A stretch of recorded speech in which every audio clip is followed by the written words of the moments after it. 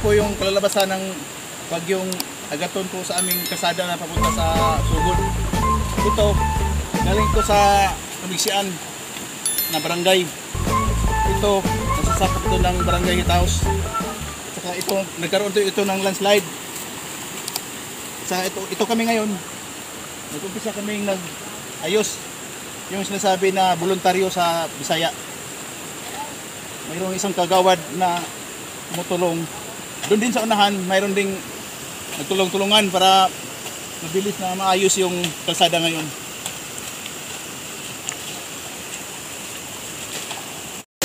Ito na rin po. Pinito ko muna yung motor ko dahil aayusin ko. Tingnan ko muna dito yung kalsada. Kung pwede bang makadaan yung motor ko dahil natatapos ko lang ng bagyo.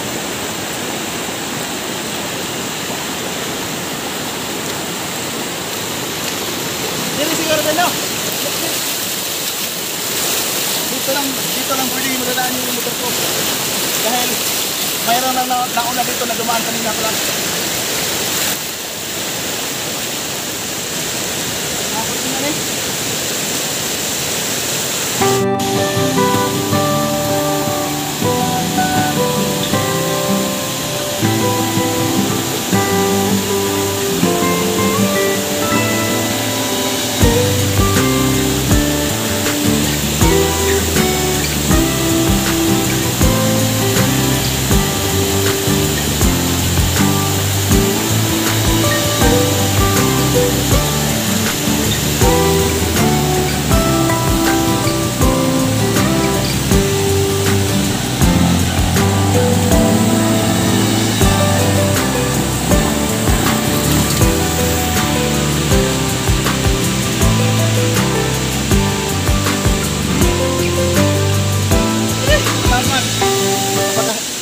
Napakahirap talaga yung kalsada dahil sisira pa lang ni Agaton.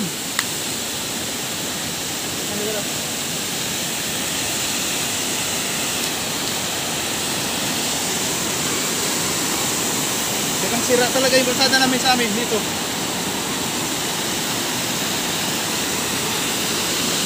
A few moments later.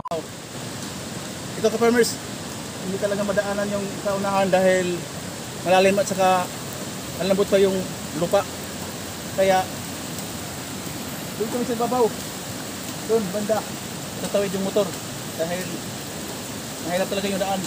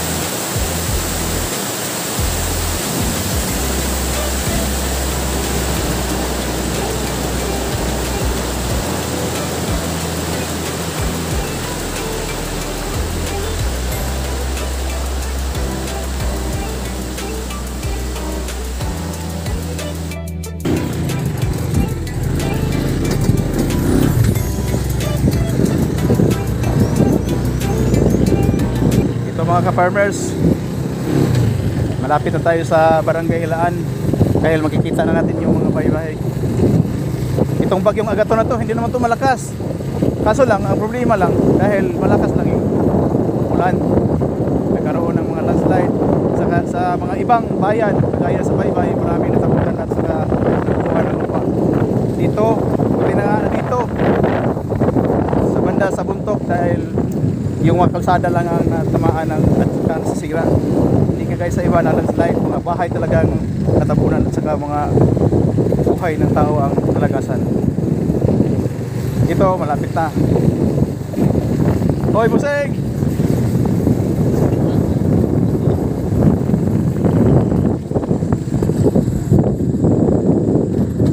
Ito ngayon, hindi talaga kaya na itawid ko yung motor. Yung diskarte na lang nito, iwan ko na lang yung motor ko. Ako na lang ang pupunta sa bayan na mag-ano na lang ako, magkating trip na lang yung diskarte ko na ito ngayon dahil mayroon akong bibilhin na grocery at saka pagkain ng manok namin sa aming igliing. Ito motor, tabunan ko na lang ng trapal para dito ako tatawid maya.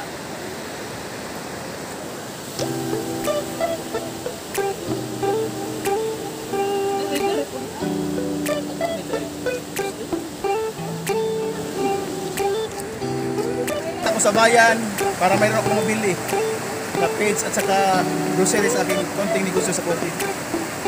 Ito na lang ang sasakyan ko, wala nang motor, kaya ngayon sasakay ako dito.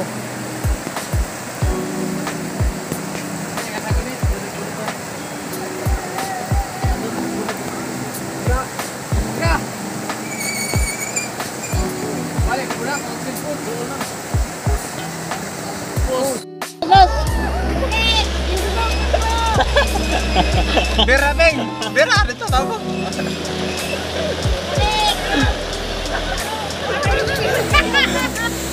Bira! Bira, kotaw! Bira, Beng! Tama, bira!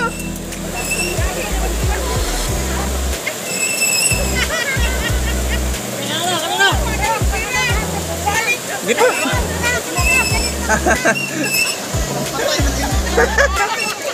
Bira! Ay, naku! Wah, man, sila!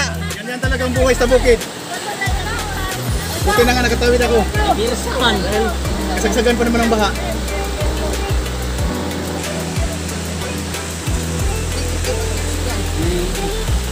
Ito ang kalat-lahatan epekto ng bagyong Agaton dito sa amin.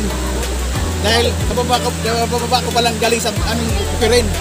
Ngayon, undawin ako sa bayan. Mayroon din nasira daw mga daan sa unahan, pero ito talaga ang pinakamahirap. Kaya salamat na lang sa Lord na yung banda sa amin na walang taong nalagasan ng buhay na nagagawa ng mga landslide. Dito sa amin, yung mga mga kasada lang ang nasira. Saka mga pananim din, mayroon ding mga farm na nagkaroon ng landslide, pero walang bahay. At saka salamat na lang sa mga viewers ko at subscribers ko na panood yung video na ito na sana ma-enjoy kayo na sa vlog na ito. Salamat!